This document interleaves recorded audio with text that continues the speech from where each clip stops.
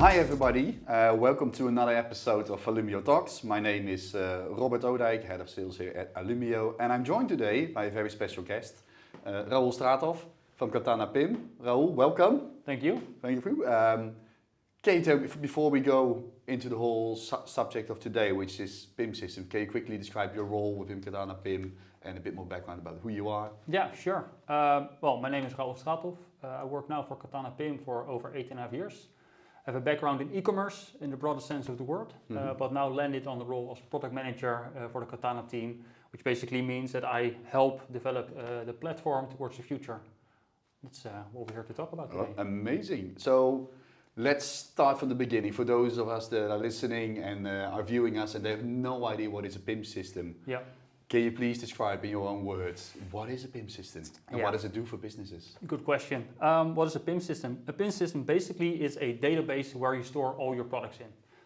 But what a PIM system does over, let's say, an Excel sheet, is that it has a lot of functionalities surrounding it that make the operational process for managing your product data a lot easier.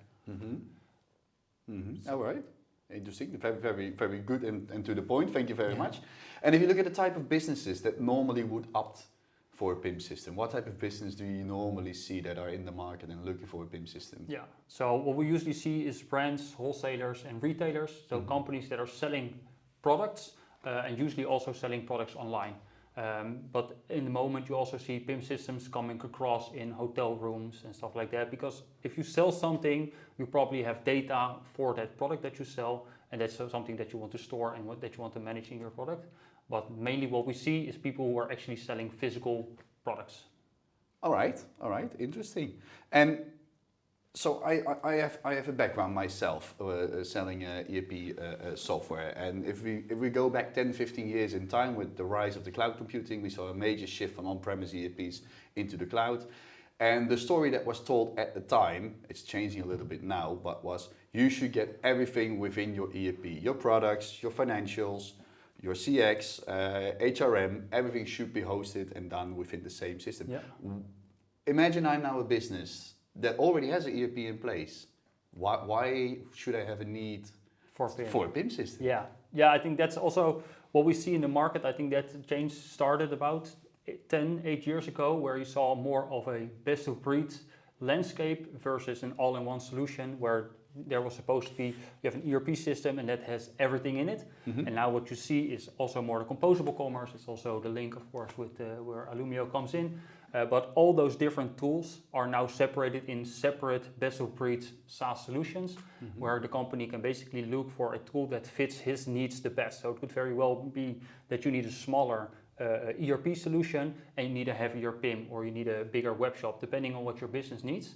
And that, of course, within that whole connected e-commerce system and that composable e-commerce is where Alumio also fits in. But why do you need a separate PIM over ERP? Is because the demand of what people expect of product data is a lot more than it used to be in the past. Previously, you had your product information for your accounting, for your logistics, and maybe for your web shop, and what you have maybe in your brick and mortars. And now you have all those different sales channels. You have retailers who are demanding more content. You have marketplaces that have different content, not only on a language basis, but also on channel required specifications. You see with Amazon that has amazing long product titles that you don't want to have on your web shop. So there's a lot more demand for different kinds of content. And that's where PIM comes in. That's not something that you want to hold in your ERP. Plus, final take on that part, is that you see that the teams within companies are changing as well. So the people that you want to have work in the ERP are not the people that you want to have work on the product information team, or vice versa. So by separating your tools also makes it a little bit safer, but also easier to maintain the different teams working on different aspects in the company. Yeah, as we say in the Dutch, a shoemaker should stick with shoemaking in that sense. So yes, it's very important that they keep doing that. Oh, that's very interesting. So as you say, it takes a special place within the entire ecosystem of all the IT landscapes that we have. Are there any best applications to integrate PIM systems with, as far as you are? Yeah. So we touched already on a couple. Yeah. I think it depends. Product comes to life. So I think an ERP, same as a WMS, but also a PIM, are more tools for helping your operational run. So PIM, of course, for product information. ERP is more also for accounting, logistics, and stuff like that. And then the WMS also for logistics and inventory and stuff like that. So that's the initial parts, because all those tools are using product content. So either you have an ERP where your product comes to life, or maybe you're a wholesaler and you're using your PIM to get all your product information in from different supplier files, and it comes to life in the PIM, and then the data has to go to the ERP, it has to go to your WMS, but then it also has to go to your web shop, maybe to your retailer, or of course your marketplaces. And you want that data to be consistent, so you want your PIM as a single source of truth, and then distribute all that information into all the other solutions. Yeah, makes total sense. Thank you. Yeah. Thank you very much for clarifying that, and I think that's where we come into play as well. It can help you make those connections. Exactly. But that's for another topic. That's not for today. If we look about the future of PIM, so it's safe to say that it has been on the rise in the last 5 to 8 years, more or less. Yeah. In your opinion, if you look at certain trends for the future, what are some of the major trends that you see developing now that can help businesses in the future? Yeah, so one of the important things, of course, is the demand of the different required attributes and the languages. So there's going to be more data surrounding a PIM.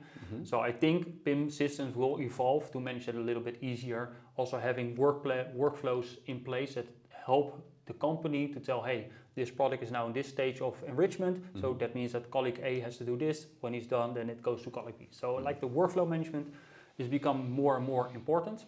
Other side, what you have, and that's going to be starting in 2025, that's the digital product passport. Passport, yeah, hot topic. That's a really hot topic, and I don't think that a lot of companies are fully aware of the impact that it will have.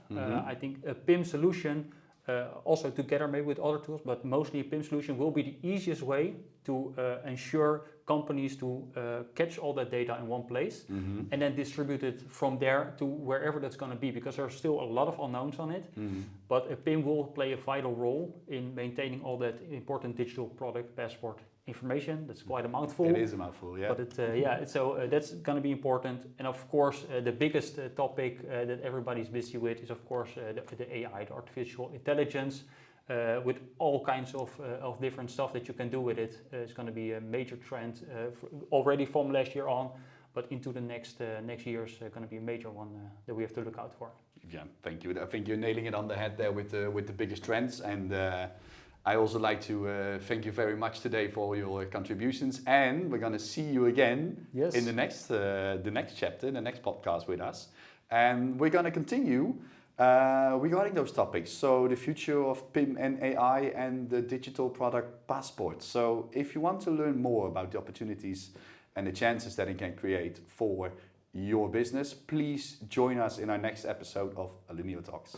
Thank you very much for watching.